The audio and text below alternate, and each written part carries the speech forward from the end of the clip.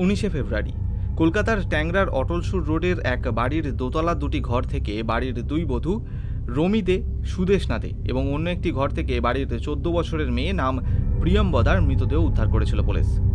ময়নাতদন্তের রিপোর্টে জানা যায় এই তিনজনকেই খুন করা হয়েছে।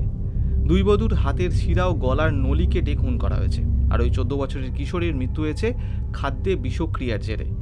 এর সাথেও এই একই দিনে দে পরিবারে আরও একটি ঘটনা ঘটে। ওই দিন বাইপাসের ধারে অভিষিক্তা মোড়ে একটি মেট্রোর পিলারে ধাক্কা খায় পরিবারের দুই ভাই প্রণয় দে ও প্রসূন দের গাড়ি।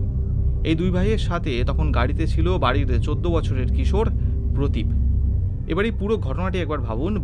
বাড়ির মহিলারা খুন হয়েছেন, সঙ্গে 14 বছরের এক কিশোরী।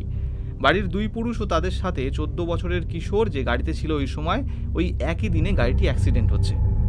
এই দুর্ঘটনার পর দুই ভাই হাসপাতালে ভর্তি হওয়ার পর তারা পুলিশকে বয়ান দিচ্ছে তারা সপরিবারে আত্মহত্যার চেষ্টা করেছিল।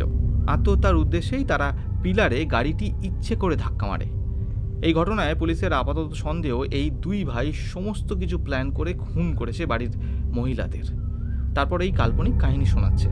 এই কেসে আগে কি কাহিনী সামনে আসে তা তো পরেই জানা যাবে।